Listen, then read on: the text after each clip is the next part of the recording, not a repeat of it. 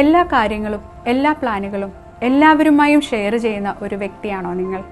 എങ്കിൽ നിങ്ങൾ അറിഞ്ഞിരിക്കേണ്ട വളരെ ഇമ്പോർട്ടൻ്റ് ആയ ഒരു പ്രോജക്റ്റ് മാനേജ്മെൻറ്റ് കോൺസെപ്റ്റാണ് സ്റ്റേക്ക് ഹോൾഡർ മാനേജ്മെൻറ്റ്. നമ്മളുടെ ചുറ്റുമുള്ളവരെല്ലാം നമ്മളുടെ സ്റ്റേക്ക് ഹോൾഡേഴ്സാണ്. അതായത് ഡയറക്റ്റ് ഓർ ഇൻഡയറക്റ്റ് ആയി നമ്മോട് ഇടപെടുന്ന എല്ലാവരും സ്റ്റേക്ക് ഹോൾഡേഴ്സാണ്. അങ്ങനെയെങ്കിൽ ഈ പറയുന്ന ചാർട്ട് ഉപയോഗിച്ച് നമുക്ക് നമ്മളുടെ സ്റ്റേക്ക് ഹോൾഡേഴ്സിനെ കൂടുതൽ എഫക്റ്റീവായി മാനേജ് ചെയ്യാം.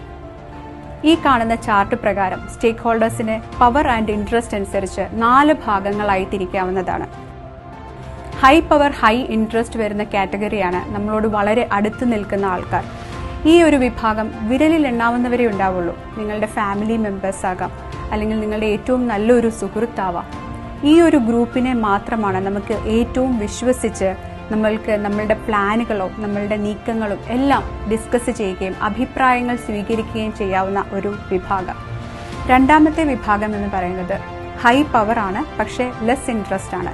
ഒന്ന് ആലോചിച്ചാൽ മനസ്സിലാവും നിങ്ങളുടെ ചുറ്റുമുള്ളവരിൽ ആരൊക്കെയാണ് ഈ ഒരു വിഭാഗത്തിൽ വരുന്നതെന്ന്. അവരോട് നമ്മൾ എങ്ങനെയാണ് ഡീല് ചെയ്യേണ്ടത്? Keep them satisfied. അവരോടുള്ള കടമകൾ ചെയ്തു കൊടുക്കുക. പക്ഷേ നിങ്ങളുടെ ഫ്യൂച്ചർ പ്ലാനുകളോ നീക്കങ്ങളോ ഒന്നും ഈ ഒരു വിഭാഗത്തിനോട് ഡിസ്കസ് ചെയ്യേണ്ട ആവശ്യമില്ല. അവിടെ നിന്നും പ്രൊഡക്റ്റീവായിട്ടുള്ള യാതൊരു അഡ്വൈസുകളും നിങ്ങൾക്ക് ലഭിക്കാൻ ചാൻസ് കുറവാണ്. ഇനി മൂന്നാമത്തെ വിഭാഗം എന്ന് പറയുന്നത് ഈ ചാർട്ടിന്റെ റൈറ്റ് സൈഡിൽ താഴെയായി കാണുന്ന ഹൈ ഇൻട്രസ്റ്റ് ആണ്, പക്ഷേ ലെസ് പവർ ആണ്. അങ്ങനെയുള്ളവർ നിങ്ങളുടെ സുഹൃത്തുക്കളാവാം, സോഷ്യൽ മീഡിയ സൗഹൃദങ്ങളാവാം, അയൽക്കാരാകാം. നിങ്ങളുടെ മേലിലുള്ള സ്വാധീനം കുറവാണ്, പക്ഷേ അവർക്ക് നിങ്ങളോടുള്ള ഇൻട്രസ്റ്റ് ഹൈ ആണ്.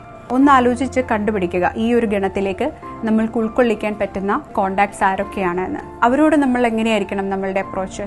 Keep them informed. അറിയിക്കേണ്ട കാര്യങ്ങൾ മാത്രം അറിയിച്ച് മുന്നോട്ട് കൊണ്ടുപോവുക. അവിടെയും നമ്മൾ ടൈലർ ചെയ്യേണ്ടതുണ്ട്. എല്ലാ കാര്യങ്ങളും വ്യക്തമായി ഡിസ്കസ് ചെയ്യേണ്ട കാര്യമില്ല. ഇനി ഈ ചാർട്ടിലെ 4ാമത്തെ വിഭാഗമാണ് ലെഫ്റ്റ് സൈഡിൽ കാണുന്ന ഒരു ബോക്സ്.